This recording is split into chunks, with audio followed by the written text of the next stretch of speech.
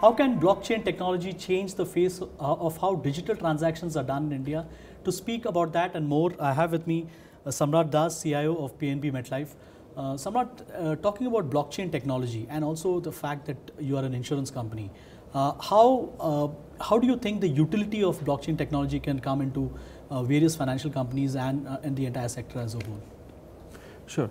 So, before I answer your question, I think let us put this whole concept or the theme of blockchain in retrospect as to what it has happened over a period of time. And to do that retrospect, I will take you a little back in terms of time, in terms of what are the disruption which has happened in the financial services space. So, first is historically there was 1960 where we were talking about a microprocessor, which was a technology which gave birth to something which we call as smart chips, and it led to something which is called a debit card or a credit card. So, that is the first thing which happened. Then came terminals which came into the picture, which was again a technology disruption, and the use case around that in the financial services space was SWIFT, which was a transfer of money between banks, between countries, between whatever it is. Then came what we call is the whole world of internet, effective way of doing communication, and that is a technology enabler which gave a birth to what we call is internet banking. Today we use it as called a digital banking. We are in this exciting phase of what we call is at smart devices, right, on the mobile phone, and along with that there are a couple of things which came into picture which is more intelligent and more disruptive in nature, and blockchain is one of them. The other things which supplements, complements along with that is this whole spectrum of artificial intelligence. You call it deep learning, machine learning, AI, etc. You had robotics, which is RPA, which comes into the picture. You have blockchain or the distributed ledger which came in place. So, what essentially I am trying to say over a period of time in retrospect, technology as an enabler has given a lot of disruption in this whole financial services space. If we pause at this moment and try to see what is next, I think distributed ledger or blockchain as a concept is going to be the next internet as we go ahead in time. However, it is easier said than done. There are a lot of contours around blockchain, because blockchain is a federated structure, unlike a closed book where we call it about a transaction between two parties. Yes. It is a democratized structure which enables so many players to converge and to give a consensus based decision to given. The use case is enormous. It just eliminates the transaction time, which essentially means a transaction cost for any sort of a transaction to happen, need not be only a financial transaction. However, because it is loosely coupled, there are so many questions which comes in place, and I put it into three parts. I call it the incumbent, the innovator, and the regulator. A convergence and an equilibrium between all these three will lead to the next level of disruption in what we call as the blockchain disruption there. And we should not be carried away by the terms which is used in blockchain, which is typically called bitcoins, cryptocurrencies. We call about smart contracts. That's exactly my next question. Are they the same? People say confuse bitcoins and blockchain technology, and they use it interchangeably. Yeah. So let me try to give you a perspective and give you the chassis about what this. So the technology which is known in the on this thing is obviously known as Ethereum. That's the technology which knows is pure play technology. Blockchain is a theme which is over the period of time, which basically talks about block of chain of transaction over a period of time, which is secured digitally for any transaction to happen. Cryptocurrency is one of the modes of trying to use blockchain as a technology, using that to make a digital asset, which is maybe collateral, may not be collateral. So that's cryptocurrency. And smart contracts can be anything. It can be any contract. A contract, for an example, can be a contract of a democracy where people exercise their democracy to elect their leaders. That's also a contract. Now, the biggest thing about a contract is that it gives you a digital identity, but it also allows you to use your anonymity. Because when you exercise your democracy, it is your identity which proves the fact that you are authorized to take the transaction, and the anonymity is about no one else knows what you have exercised your democracy. So that's where things are.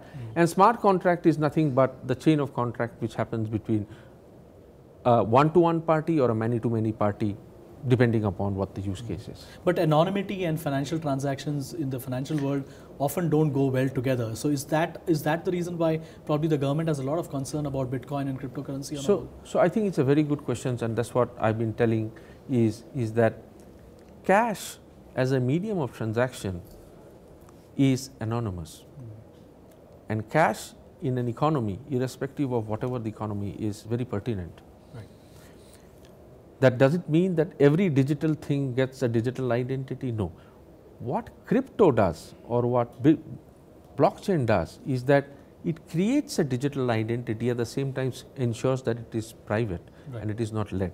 I think that's the key which comes into picture, because when a digital transaction happens through a hash, you actually can protect your information, because no one knows who is trading. It's Samrat or it is someone else who is trading.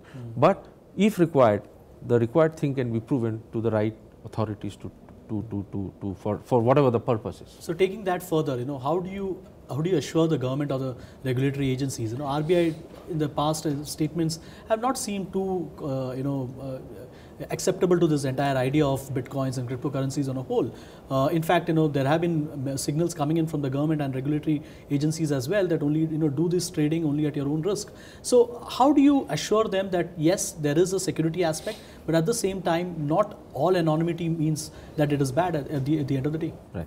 So the debate which is right now trending is about replacing a legal tender with crypto. But blockchain is much beyond that. Yes. That is only a one unit or a medium to do this. The medium can be anything. Just to give an example, the classic GST which was implemented in India, which is one of the revolution which has perhaps happened, is a classic use case study for blockchain.